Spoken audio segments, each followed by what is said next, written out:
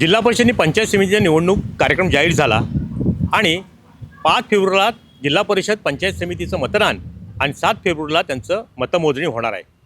पण दरम्यानच्या काळामध्ये निवडणूक जाहीर झाल्यानंतर सुद्धा राजकीय घडामोडींना सुद्धा तितकाच वेग आला आहे, घडतायत. पण तिकीटं कोणाला मिळाली, उमेदवाऱ्या कोणाला मिळाल्या, कोण कुठून लढणार आहे, कशा प्रकारे बांधणी केली जाते, निवडून येणाऱ्याची क्षमता काय आहे, हा सगळ्याचा विचार करता प्रत्येक पक्ष आपल्या परीने उमेदवारी जाहीर करण्याच्या प्रयत्नात आहे. रत्नागिरी जिल्ह्यामध्ये तसं पाहायला गेलं तर शिवसेनेकडून पहिली उमेदवारी जाहीर करण्याचा मान पालकमंत्री उदय सामंत यांनी मिळवला होता आणि त्यांनी जिल्हा परिषदचे 7 आणि पंचायत समितीचे बहुतांश 1-2 गण वगळता बाकी सगळे जाहीर केले. पण त्यांनी जे 17-18 जाहीर केलेत त्याच्यामध्ये एक वैशिष्ट्य अशी आहेत की गेल्या वेळच्या पंचायत समिती सभागृहात असलेल्यापैकी बहुतांश लोक किंवा उमेदवार किंवा त्यावेळचे सदस्य ह्या यादीत नाही आहेत. पण माजी पंचायत समिती सभापती अनुष्का खेडेकर वगळता सगळे नवीन चेहरे शिवसेनेकडनं म्हणजे महायुतीचे उमेदवार म्हणून देण्यात आलेले आहेत. तर जिल्हा परिषदलासुद्धा काही नावं जाहीर झालेत. त्याच्यामध्ये सुद्धा माजी सभापती प्रकाश रसाळांना नाचण्यातनं दिलं गेलं आहे, महेंद्र झापडेकर यांना दिलं आहे कारल्यामधून, आणि त्याचबरोबर इतर जे सदस्य आहेत त्यामध्ये सुद्धा काही नवीन चेहरे त्यांनी देण्याचा प्रयत्न केलेला आहे. कोथळा जिल्हा परिषद गटाच्या अजून उमेदवारी जाहीर झाली नाही आहे, पण तिथं सुद्धा चेहरा नवीन असेल असं सांगितलं जातं आहे. हातकंब्याची परिस्थितीसुद्धा तीच आहे.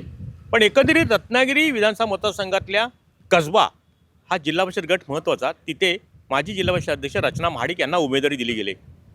रत्नागिरीमध्ये मात्र उदय सामंतांनी कुणबी असेल, भंडारी असेल, त्याचबरोबर मागासवर्गीय असेल किंवा मराठा असेल, ह्या सगळ्यांना समाजाला प्राधान्य देताना त्यांना उमेदवारी दिली गेली.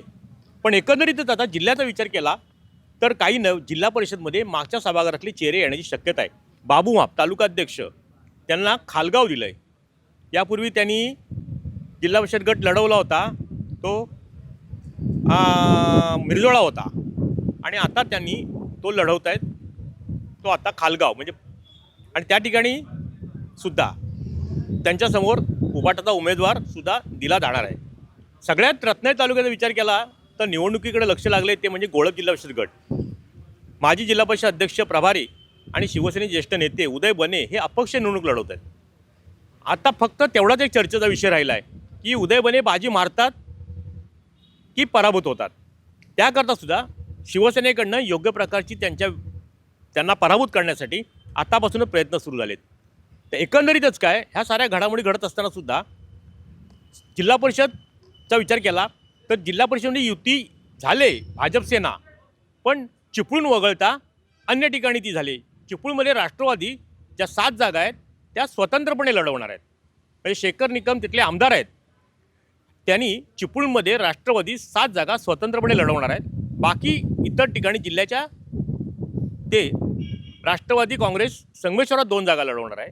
पण मंडणगड दापोली खेडमध्ये सुद्धा राष्ट्रवादीसुद्धा त्या ठिकाणी मिळालेल्या माहितीनुसार स्वबळावरती लढवणार आहेत. एका दुसरी जागा जिल्हा परिषद दिली तर. हे सारं घडत असताना सुद्धा आणखीन एक वैशिष्ट्य या जिल्हा परिषद मिळते की साधारणपणे अलोरी जिल्हा परिषद गट आहे जो चिपळूणमधला, तिथे जो विनया विनोद झगडे ह्या जिल्हा परिषदेची निवडणूक लढवणार आहेत. पण त्यांचे पती माजी सभापती विनोद झगडे हे पंचायत समितीला लढवणार आहेत. म्हणजे एका जिल्हा परिषद गटात एक गट आणि एक गट हे पती पत्नी लढवणार आहेत. तीच परिस्थिती कोकरेमध्ये आहे. कोकरे जिल्हा परिषद गटमध्ये तिथे संतोष चव्हाण हे जिल्हा परिषद लढवणार आहेत आणि त्यांच्या सौभाग्यवती पूनम चव्हाण या माजी पंचायत समिती सभापती आहेत. त्या पंचायत म्हणजे 2 वैशिष्ट्य ह्या जिल्हा परिषदच्या आता तरी उमेदवारी ज्यात दिसत आहेत, जाहीर होत आहेत, चर्चेत आहेत, याच्यावरून एकंदरीत दिसतं आहे. एकंदरीतच काय सारासार विचार केला तर अजून 21पर्यंत उमेदवारी अर्ज दाखल करायचा आहे. उद्याच्या 2 दिवसामध्ये अनेक उमेदवारी जाहीर होतील. रत्नागिरीमध्ये महाविकास आघाडी विशेषतः उभाटा शिवसेना उद्धव ठाकरे गटाच्या शिवसेनेच्या वतीने उमेदवारी जाहीर होण्याची शक्यता सुद्धा आज दिसते. कारण माजी खासदार आणि सचिव विनायक राऊत आज रत्नागिरीत येत आहेत आणि त्यांच्या चर्चेनंतर ते सुद्धा काही उमेदवार जाहीर करण्याची शक्यता आहे. भाजपमध्ये मात्र पंचायत समितीला 2च मिळालेल्या आहेत जागा. त्यामध्ये एक आहे हरचेरी, तिथे तालुकाध्यक्ष दादा दळी, आणि वाटतमध्ये माजी पंचायत समिती संजना माने, हे 2च भाजपला रत्नागिरी तालुक्यातल्या पंचायत समिती गणाच्या जागा वाट्याला आहेत. एकंदरीतच महायुती झाले, त्यामध्ये राष्ट्रवादी वेगळी लढते काही ठिकाणी. पण सारासार विचार केला तर आता मात्र जिल्हा परिषद निवडणूक रंगतदार अवस्थेत जाणार आणि तितकीच चर्चेत राहणार. टाइम डिले करता किशोर मोरेसह शुभम पवार, रत्नागिरी. टाइम्स डिजिटलला लाईक करा, शेअर करा, सबस्क्राईब करा आणि बेल आयकॉन दाबायला विसरू नका. Times digital.